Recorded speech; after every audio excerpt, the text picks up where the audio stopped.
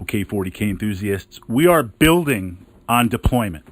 And in 40K, one of the things that we're trying to do is build up massive momentum at the beginning of the game to position ourselves as quickly as possible to overwhelm our opponent, because we're dealing with two main factors, regardless of mission, regardless of the armies or what you're playing at. It's you go, I go. We're up against a finite number of game turns. Then the game is over. And we're also dealing with the fact that every single turn, your army is going to get weaker and weaker and weaker by the losses that you take. The dice are going to speed this up or slow it down. I mean, we're going to do our best to control the dice, and this will be a later podcast and vlog for that. But with these factors, we want to take deployment and give us the greatest advantage at the beginning of the game. We're going to be taking a look at part 1 here, castle deployment, part 2, which is going to follow up, and all this is in the archive. I've made a folder, 40K, out here on the YouTube channel, and also links underneath the videos to take you back to my blog where it goes into more detail so we can hit up both levels. We're going to look at castle deployment and refused flank. They seem to operate the same way, and they share some similarities, but the mid and end game positioning of them is vastly different. The reason why I like both of these is that you can start out with castle deployment, and then midway through you could say, I got to change things for whatever reason, right? You got to switch things up. It flows naturally into a refused flank. Likewise, refused flank deployment, if things don't work out because the dice gods just laugh at you, you can always fall back into a castle type formation. It'll be weaker, but it's better than just continuing on and not having it working. So 2 options in there. Castle deployment. Think about your last game of 40K. Visualize that gaming table. Fritz is standing across from you with his berserkers of Scalathrax army. We're laying this out. We're getting ready to go. I am going to be hyper aggressive. I am going to be running across the table. And regardless of whether you are able to stop me or you're going to try and stop me, I'm going to put you to the chainsword, and I'm going to deliver cornate glory with that bolt pistol. I'm getting pumped just thinking about that. I have my deployment zone on my side of the table. You have your deployment zone on your side of the table. And then we have that mid-band, which I call midfield. What you are going to do is take your army, the entire army, and put it in your left or right corner. Now, which corner is going to depend on, is there terrain that gives you favorable elevation for shooting? Is there terrain where you can take advantage of cover? Is there terrain where if you go on one side of the table, your army doesn't have cover, maybe you don't need it, but it forces me to literally walk across the board with nothing in the way so you can just blow me out of the water?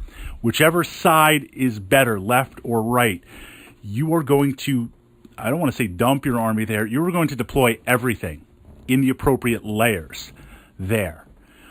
What this does is it limits the ways I can approach. So, okay, so it's on your right side, which is going to be on my left side. So it's on your right side of the gaming table. I have to move straight in on the angle. I can't really hug. If I hug the side of the table, it's going to take a while for my army to shift over there, and I'm coming at you at a straight line. If I come all the way over to the other side of the table, I'm still going to go for a straight line. The castle forces you one way in. It forces me to compress my army as I move in on there. Think about if you deploy in the center of the table. That's a different type of deployment. But the challenge here is if you deploy in the center of the table, part of my army can run right up the center of the table. Part of my army can move out to the left and attack you from the left. Part of my army can move out to the right and attack you from the right. I can hit you 3 ways. Castling funnels in, and it only really allows me 2 ways to go in. So it's going to maximize your firepower. The key here is to not just stand in place and let me approach. When you build your army, and this could be with an all takers list on there, 1 or 2 elements where you're going to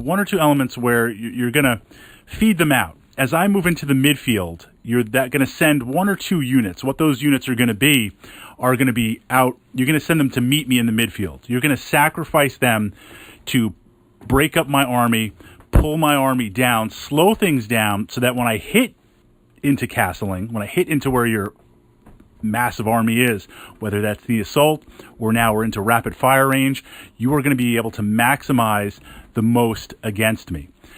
The units that I'm going to move to midfield, this doesn't happen right away. This happens maybe turn 2 or turn 3 once your opponent has committed. Turn 1, if I just run out there, they'll shoot that unit.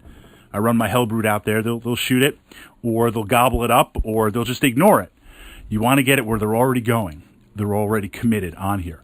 What we're trying to do in this deployment model is take the bulk of your army, 70-80% of your army that's going to have range to shooting because it's so castled up, and focus it on the units as they come in. For your opponent to attack you, yes, they might be able to shoot with everything in their army, but not everything's going to be at close range to assault. Not everything's going to be able to feed in to double tap and shoot at you. So you're going to be able to leverage multiple units, 3, 4, 5, 6 of your units on 2, 3, or 4 of their units.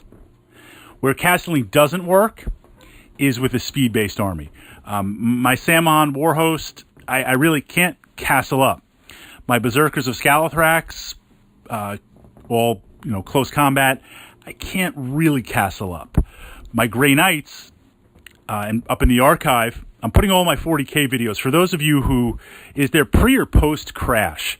Pre or post YouTube apocalypse when YouTube gave me the ban hammer and I had to call out the Inquisition and get reinstated. And I'm slowly uploading a lot of stuff and reworking some things. I'm doing it right this time in that I'm creating a folder out there for every single podcast. X-Wing Miniatures, Battletech, D&D, 40K, and 40K I'm going to have the subfolders by each army that I play. So in theory, if you want to revisit stuff, you'll be able to find it. Or if you're new and you're like, okay, this, Fritz guy's given me a couple of good ideas, you'll be able to dive, Wings of Glory, you'll be able to dive right into your systems on there.